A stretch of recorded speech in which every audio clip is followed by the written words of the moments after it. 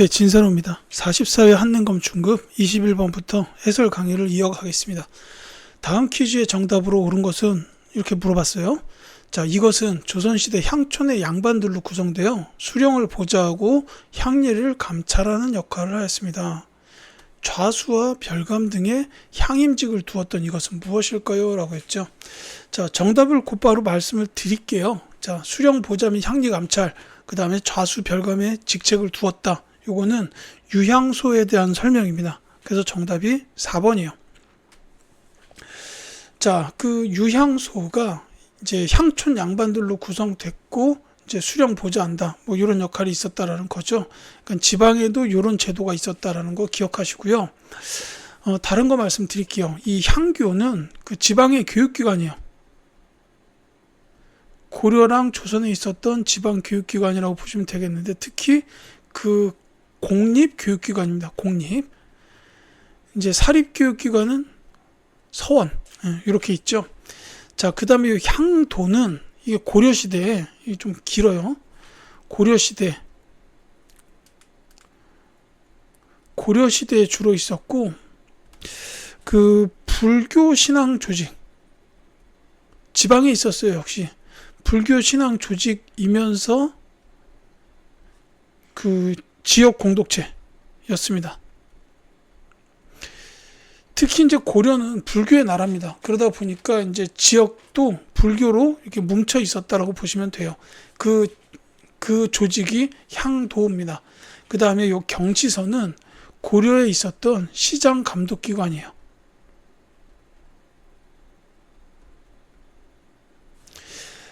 경제 관련된 키워드 중에 대표적인 것 하나죠.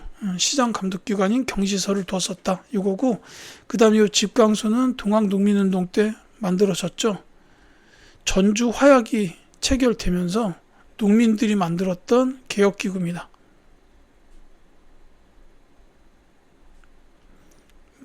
동학농민운동 관련된 매우 중요한 키워드로 기억해 두시기 바라겠습니다. 자, 22번 갈게요. 가와 나 사이의 시기에 있었던 사실로 옳은 것은? 하고 물었습니다. 자, 왕이 도원수 강홍립에게 지시하였다. 원정군 가운데 1만은 평안도 한경도에 정예병만을 훈련하여 장수와 병사들의 직선이 경솔히 바꾸기는 곤란하다. 명나라 장수의 명령을 그대로 따르지만 말고 오직 스스로 판단하여 패하지 않도록 노력하라. 라고 되어 있습니다. 자, 여기서 가장 중요한 키워드는 강홍립입니다. 이 강홍립 장군이 벌였던 전투, 이게 이제 사루 전투인데, 이건 이제 조선의 전투가 아니라 그 명과 후금의 전투였어요. 이제 명과 후금. 자, 이때 이 왕은 누구냐면 광해군입니다. 이제 이 사루 전투의 결과 이제 조선군이 패합니다. 그러면서 이 강홍립이 투항을 하게 돼요. 그래서 이 광해군 시기의 외교를 통상 우리가 중립외교 이렇게 말을 하는데, 이 대표적인 상징적 사건이 뭐냐면 이 강홍립의 투항입니다. 그래서 이제 명과 후금 중 어느 쪽에도 이렇게 더 비중을 두지 않고 거의 동등하게 외교를 하려고 노력했다라는 게 이제 광해군 때라고 보시면 되겠어요. 자, 나 보시면 용골대 등이 왕을 인도하여 들어가 단할의 북쪽을 향해 자리를 마련했다. 왕에게 자리로 나가기를 청하고 청나라 사람을 시켜 황제에게 아뢰게 하였다. 왕이 3번 절하고 9번 머리를 조아리는 예를 행하였다라고 했습니다. 자, 이 3번 절하고 9번 머리를 조아리는 예를 가리켜서 삼배구고두례라고 불러요. 자, 요거는 병자호란의 결과, 인조가 항복을 하는 거죠. 그러니까 여기서 말하는 요 왕이 인조입니다. 자, 그러니까 이제 나에서 말하는 건 결국 병자호란의 종결을 뜻한다라고 보시면 되겠죠. 가는 사루 전투, 광해군 시기에 있었고 나는 병자호란이니까 이 두 사이의 시기에 있었던 거라면은 이제 인조의 즉위 혹은 이제 정묘호란 정도가 들어가면 될 거예요. 그래서 정답이 1번이 됩니다. 인조 반정이 일어났다라는 거죠. 자, 요거는 이제 능양군 인조입니다. 그리고 서인들이 주도해서 일으켰던 반정이라고 보시면 되겠어요. 자, 그 광해군이 이제 중립적 외교를 하니까 특히 이제 당시에 권력에서 소외되어 있던 서인들이 이제 일어난 거예요. 폐모살제 요거를 갖다가 구실로 내세워서 반정을 일으켰다라는 거죠. 자, 기묘사가 발생하였다. 이거 중종 때입니다. 조광조가 제거되는 그 일이죠. 강조가 정변을 일으켰다. 이건 고려시대 전기예요. 이때 당시에 왕 목종이 폐위되고 현종이 즉위합니다.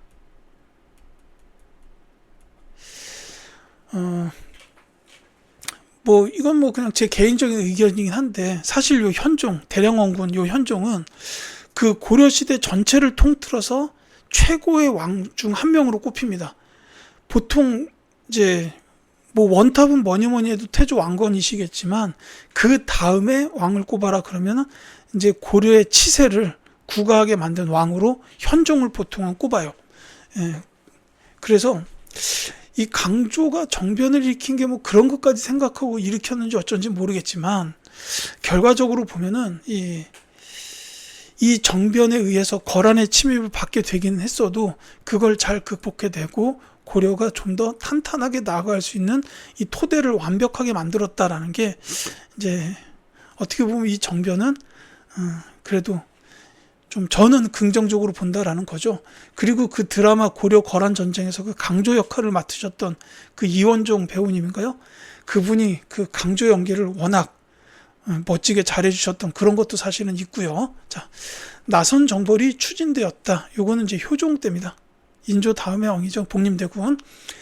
자, 백두산 정계비가 세워졌다. 숙종 때. 이렇게 보시면 되겠습니다. 자, 23번 갈게요. 가제도에 대한 설명으로 옳은 것은, 자, 이 그림은 가해 시행을 관장한 선해청을 그린 겁니다. 토지 결수를 기준으로 공납을 부과하여 특산물 대신 쌀, 배, 동전으로 납부하게 된 제도입니다. 라고 되어 있죠. 대동법입니다. 자, 이 대동법에 대한 설명을 찾으라는 문제예요. 이거는 그냥 선지에 알 수 있는 키워드가 바로 나왔습니다. 이 대동법은 이 방납의 폐단을 시정하고자 만든 법이에요.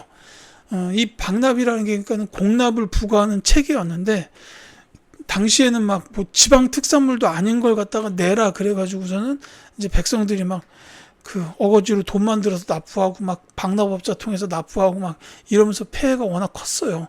이제 그러다 보니까 그걸 시정하기 위해서 전부 다 토지 결수에 따라서 쌀 이렇게 해라 라고 한 게 대동법이라는 거죠. 2번이 정답입니다.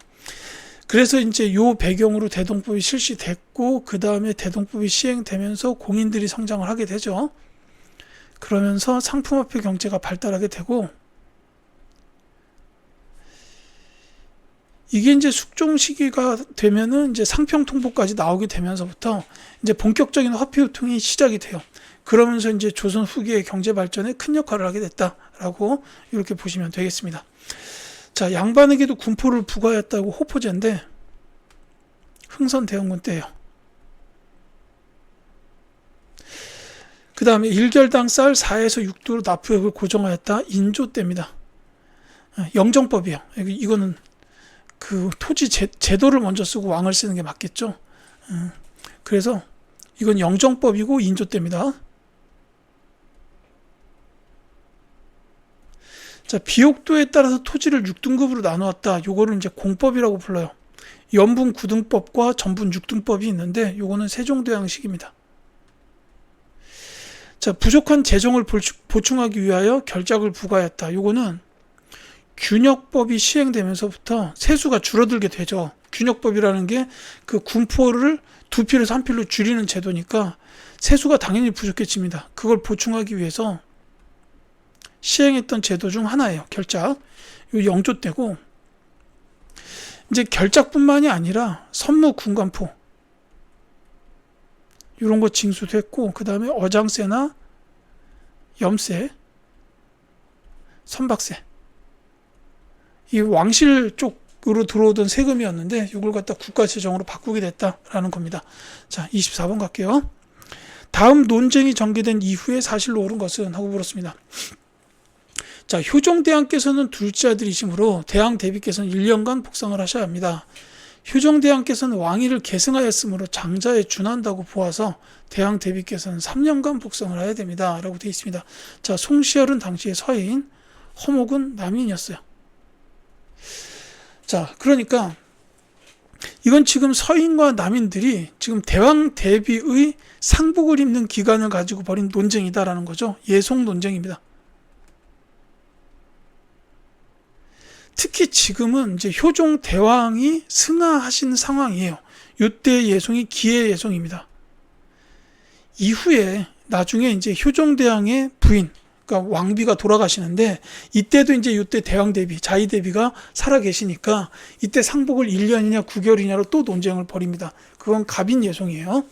어쨌거나 지금 여기서는 현종 시기에 있었던 예송 논쟁을 말하고 있습니다. 이 이후의 사실이기 때문에 이게 이제 이렇게 살인들의 그 논쟁이라든지 권력의 그 변화, 그 살인들에 대한 그 흐름으로 보자면은 예송이 있은 이후에 환국이 나오고 그 다음에 이제 탕평, 영조, 정조죠, 세도 이렇게 됩니다. 요 예송이 현종, 그 다음에 환국이 숙종, 그 다음에 탕평이 영조, 정조, 그 다음에 세도 정치가 순종부터 철종까지. 주로 이제 노론 벽파 쪽, 이 분들이 이제 세도 가문이었다라고 보시면 돼요. 자, 그래서 지금 예송이 나왔으니까 이 뒤에는 황국이나 탕평, 세도에 관련된 내용이 들어갈 거라고 보입니다. 정답은 3번이에요. 이제 경신 환국으로 서인이 집권하였다라는 게 이 뒤에 나오는 내용이고, 나머지는 전부 다 예송 논쟁 이전 일이죠. 정열이 모반 사건, 요거 기축옥사가 이어지는데, 선조. 묘청이 서경천도를 주저한 거는 아예 고려시대죠. 문벌시대입니다. 이제 고려의 왕으로 따지자면 인종 이 시기예요. 자, 친원 세력인 기철 등의 숙청, 제가 아까 공민왕을 좀 정리했는데 공민왕 때고, 자, 외척 간의 다툼으로 을사사가 발생한 거는 명종식입니다. 자, 25번 갈게요. 가나 인물에 대한 설명으로 옳은 것은 하고 물어봤습니다. 가보시면 안동에서 태어나 풍기 군수나 성균관 대사성 등의 관직을 역임하였으며 그의 학문은 일본 성리학에 영향을 주었다. 이 사진이라기보다는 그림, 초상화를 보시면 사실 바로 나와야 됩니다. 나도 마찬가지예요. 자, 강릉 오죽헌에서 태어나 황해도 관찰사, 이조판서 등의 관직을 역임하였으며 수미법의 시행을 제안하였다. 자, 이게 나왔네요. 자, 결론을 말씀드리자면 요 가에 들어가실 분은 퇴계 이황, 나에 들어가실 분은 율곡 이희 선생님입니다. 두 분은 이제 선조 시대에 뭐 활동하셨던 분이긴 한데 이황 선생님이 나이가 훨씬 더 많으셨죠. 근데 어쨌든 두 분의 이 학문적인 업적이 워낙 크다 보니까 이제 1,000원짜리 지폐에 계시고 5,000원짜리 지폐에 계시고, 이희 선생님의 어머님 신사임당은 또 5만원짜리에 계시죠. 뭐 이렇게 되는데, 자, 요거를 좀 몇 가지 아예 나온 김에 정리를 할게요. 자, 이분들의 그 업적이 좀 이름들이 비슷해요. 그래서 정리를 하자면 퇴계 이황 선생은 성악 10도 요거를 저수를 하셨고, 그 다음에 향약 쪽도 있으세요. 예안 향약, 이제 경상도 예안 지역에서 그 향약 요거 하셨고, 그 다음에 또 한 가지가 있다면 사단 칠정 논쟁입니다. 이 성리학에 관한 본격적인 이제 사단 칠정 이론에 관련된 논쟁인데, 이제 기대승 학자랑 이렇게 이제 논쟁을 벌였어요. 근데 이 논쟁의 결과로 성리학이 굉장히 많이 발전하게 됐다라는 그걸로 이어집니다. 그 다음에 율곡 이희 선생님은 성악 지묘를 저술하셨고, 이게 둘 다 그 군주의 도덕에 관련된 그 책이에요. 그 다음에 이제 향약도 계세요. 해주 향약. 그 다음에 이희 선생 관련해서는 동원문답을 저술했다라는 이 책 제목을 봐두실 필요가 있겠습니다. 이 정도만을 정리를 할게요. 그리고서 이제 선지를 보겠습니다. 자, 성악 10도를 저수라 했다. 이황 선생님 맞습니다. 예, 이게 정답이고요. 강화학파를 형성하였다. 요거는 정제두라는 분인데요. 조선 후기입니다. 근데 이거 관련해서는 양명학 하셨어요. 실천주의, 지행합의를 이제 지행합일을 이제 주로 이제 메인으로 뒀던 학문이다라고 보시면 되겠습니다. 자, 백운동 서원의 사익을 청원했다. 이거 어려운데 이거 이황 선생이 하셨어요. 그 다음에 망건당에서 원해학자들과 교류하였다. 이거는 그 신진 4대부 초기에 계셨던 이재현 학자님이시고, 자, 가나 북벌운동을 주도하였다. 이거는 뭐 앞서서 나왔던 그 두 분 있죠. 예속 논쟁 벌이셨던 송시열, 허목, 이런 분들이 주도하셨습니다. 이때는 뭐 서인이고 남인이고 이게 분당이 중요한 게 아니라 북벌운동은 그만큼 이제 당시의 사대부들 사이에서는 이제 절대 명제였다라고 이렇게 볼 수도 있어요. 자, 27번 가겠습니다. 가왕의 정책으로 오른 것은, 자, 가가 창덕궁 후원에 세운 주합루에는 왕실 도서를 보관하는 규장각이 있었다.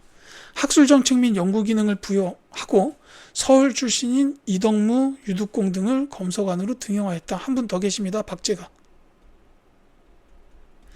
자, 이 왕 누군지 바로 나오죠. 규장각 하면 나와야 되는 왕, 바로 22번째 왕 정조입니다. 자, 정조에 대해서는 규장각, 초계문신제, 장영용, 수원화성, 쓰기는 너무 길고요. 정답은 5번입니다. 이제 규장각, 초계문신제, 장영용, 수원화성 이런 업적들이 있으시고, 그 다음에 아까 금난정권 얘기 나왔는데 신액통공으로 금난정권을 폐지했다. 이것도 있고요. 그리고 그 신의 박해도 있어요. 그러니까 천주교 신자들의 박해인데 이때는 윤지충 관련된 분만 박해를 했다. 뭐 이런 것도 있고요. 그 다음에 이제 그 외에 이제 그 신의 통공은 쓸게요. 신의 박해는 안 쓸게요. 신의 통공은 중요합니다. 금난정권 폐지. 그 다음에 대전 통편. 이거 법전이죠. 요거 편찬했다라는 것도 정조 때 있었고, 정말로 시험이 어렵게 나온다면 무예 도보통지. 근데 이것까지 나오기는 좀 어렵지 않을까라는 생각이 드는데, 이거는 장영영의 훈련 교재예요. 이 정조와 당시에 이제 무예가 뛰어났던 무사 백동수, 이 두 분이서 이제 이 훈련 교재를 주로 이렇게 그 작성하셨다라고 보면 되겠습니다. 이 정조 이분이 활을 굉장히 잘 쐈던 그 명궁이시죠. 이제 문무양면에서 굉장히 뛰어나셨던 분인데, 어쨌든 그래서 무예 도보통지를 쓰시는데도 크게 관여하셨다. 뭐 이런 것도 있습니다. 자, 규장각, 초계문신제, 장영용, 수원화성 중요한데 길어서 안 쓴 겁니다. 꼭 기억하셔야 돼요. 정답은 5번이고, 자, 한양으로 청도했다. 태조 이성계. 지편전을 설치하였다. 세종대왕. 척하비를 건립하였다. 이거 흥선대원군 집권 시기에 있었던 일이죠. 직전법 실시는 세조입니다. 수양대군. 이렇게 보시면 되겠고, 28번 갈게요. 다음 대화가 있었던 시기에 사실로 오는 것은, 자, 이복에 외척인 안동김씨 가문이 여전히 비변사의 요직을 장악하고 세도를 부리고 있다네. 그러게 말일세. 요즘도 세도 가문의 뇌물을 바치지 않으면 관리가 되기 힘들다고 하네. 라고 되어 있습니다. 자, 나와 있죠. 세도 정치식입니다. 자, 비변사 요직을 장악하고 세도를 부린다. 그래서 뇌물을 바치지 않으면 관리가 되기 힘들다라는 매관 매직. 네, 지금 이게 나와 있습니다. 이만큼 이제 이 당시에 그 수탈이 심했다. 이런 얘기가 되는 거죠. 그래서 이렇게 뇌물을 바쳐서 관리가 되면 그 사람들은 어떻게 하겠어요? 자기가 바쳤던 그 뇌물을 또 이제 찾아와야 될 거 아닙니까? 누구한테? 백성들한테. 그러다 보니까 백성들의 수탈이 정말 심했던 시기고, 그렇기 때문에 일어났던 게 이제 민중봉기. 대표적으로 두 가지 정도가 있죠. 홍경래의 난하고 임술 농민 봉기. 이제 홍영래의 난의 경우에는 사실 뭐 세도 정치가 시작된 지 얼마 되지 않았던 때이기도 하고, 또 한편으로는 이제 이 난의 주요 원인 중 하나가 서북 지역민들에 대한 차별이 컸어요. 그것 때문에 일어났다고 볼 수 있겠지만, 이 임술농민 봉기 이거 철종 시대인데 이거는 완전히 그 세도 정치의 수탈이 그냥 100%의 원인이라고 보면 됩니다. 그래서 백낙신의 타막 이런 게 나오잖아요. 정답은 1번입니다. 임술농민 봉기가 발생하였다라는 거죠. 자, 최영이 유동정보를 추진하였다. 이거는 뭐 고려 말기죠. 우왕 때. 명나라가 세워지고 원나라를 쫓아냅니다. 그러면서 야, 철령 이북 땅 거기 원래 원나라 땅이었으니까 우리 중국 거 내놔. 이러니까 이제 그 우왕과 최영이 빡쳐가지고 유동정보를 추진하지만, 요 이후에 이 유동정보라를 이성계가 갔다가 위화도 해군 요게 일어나게 되죠. 요 흐름은 매우 중요합니다. 자, 김삼위와 효심의 난이 일어났다. 무신 집권 초기예요. 망이망소의 봉기 말씀드렸는데, 이 김삼위 효심의 봉기도 그 시기에 있었다라는 거죠. 사림이 동인과 서인으로 나뉘었다. 이거 선조시대입니다. 이때는 이 사림이 동인과 서인의 분당이 분화된 게 이조 전랑의 인사권을 요거의 임명을 둘러싸. 이조 전랑입니다. 이조 전랑의 임명을 둘러싸고 이제 의견이 대립하는 사람들끼리 이렇게 나눠진 거예요. 동인과 서인. 그 다음에 임꺽정이 지배층의 횡포에 저항하였다. 명종식입니다. 자, 29번 갈게요. 가에 들어갈 인물로 옳은 것은, 자, 호는 담원, 대표젖을 의산문답. 자, 그 다음에 지전설 및 무한 우주론 제시, 혼천의 제작, 그 다음에 중국 중심의 세계관을 비판했다라는 겁니다. 여기서 바로 나와야죠. 이분은 홍대용입니다. 그래서 정답이 4번인데, 자세한 초상이 남아있지 않은 점이 좀 안타깝네요. 자, 이 안양, 성리학을 도입하신 분이죠. 그 원간섭기 시기에 최초의 사대부라고 보셔도 됩니다. 성리학을 도입하셨던 분이에요. 자, 박제가 아까 제가 정조문제 나왔을 때 잠깐 말씀드렸는데 이분은 서울 출신입니다. 그 다음에 이 박제가는 대표적인 북학파의 학자예요. 북학의라는 책을 쓰셨죠. 자, 그 다음에 정도전, 신진 4대부 중에 한 분이죠. 조선의 설계자. 경복궁에 관련된 그 이름과 전각의 이름, 길의 이름 이런 것들을 다 하셨고, 주변의 도로라든지 이런 것도 전부 정도전 이 학자께서 설계하셨습니다. 지금 서울 종로 주변에 있는 그 도로나 궁궐이나 이런, 특히 경복궁이요. 이제 도로나 이런 이름들은 다 정도전 학자께서 지었다라고 봐도 됩니다. 이분의 대표적인 저서는 두 가지 정도를 기억하십시오. 조선 경국전. 이거는 법전의 법 체계를 써놓은 책이죠. 또 하나는 불시잡변. 이제 불교를 비판한 책입니다. 자, 그 다음에 이 정몽주 역시 신진 4대부죠. 정도전 정몽주는 같은 시기에 계셨던 신진 4대부입니다. 다만 이 정몽주 학자는 이제 그 성균관의 학관을 역임하셨고, 그 이색 학자의 그 천거를 받아서 학관을 역임하셨고, 그 다음에 그 이제 온건파 사대부요. 그러니까 이때 신진 사대부들이 정권을 잡은 이후에 급진 개혁파랑 온건파가 나눠졌는데, 이 정도전이나 뭐 저 조준 같은 이런 학자는 개혁파였고, 이 정몽주 학자는 온건파였습니다. 그래서 이제 고려를 그대로 두고 나서 거기서 개혁을 추진해 나가자 이렇게 이제 주장을 하셨는데, 이분이 이제 그 개경 선주교에서 이방원에게 피살당하시죠. 그러면서 이제 온건파 사대부 세력들이 완전히 이제 힘을 잃게 되고, 이제 개혁파 사대부들이 정권을 장악하고 조선을 건국하게 됐다. 이렇게 됩니다. 근데 더 중요한 게 이분의 학문적 후예들이 나중에 성종 시기부터 살인으로 이제 정계에 진출하게 됐다라는 거예요. 자, 요거까지 기억을 해주시기 바라겠습니다. 30번 갈게요. 가에 당하는 작품으로 옳은 것은? 하고 물어봤습니다. 자, 조선 후기 미술 작품인 가에 대해서 알려달라라고 했는데, 자, 추사 김정희가 제주도에 유배되었을 때 책을 보내준 제자 이상적에 대한 고마움을 담아서 그렸다고 전해진다. 자, 오랫동안 서로 잊지 말자는 인장을 통해 그림을 그린 추사의 마음을 엿볼 수 있다고 한다라고 돼 있죠. 자, 이거는 그냥 바로 말씀을 드릴게요. 세안도입니다. 2번이 정답인데요. 여기 지금 보면은 이제 한 나무가 다른 나무에 기대어져 있는 모습을 묘사하고 있는 그림이죠. 이때 이제 기울어진 요 나무가 늙어가는 본인 김정희를 뜻하고, 여기 서 있는 나무가 그 젊은 제자 이상적을 뜻한다라고 이렇게 이해하시면 되겠습니다. 이게 이제 추사 김정희 선생님의 작품인데, 이 김정희 선생님에 대해서는 세 가지를 기억하셔야 돼요. 세안도는 나왔으니까 안 쓰겠습니다. 그 외에는 추사체, 독특한 서체를 창안하셨고, 또 한 가지가 그 북한산 비석을 고증하셨어요. 진흥왕 순수비다, 이거를 고증하셨던 분이에요. 자, 이 관련된 책이 이제 금석과한록이라는 책이 있습니다. 책이 나오면 정말 어려울 거고, 이 북한산비를 고증하셨다라는 건 꼭 기억하셔야 됩니다.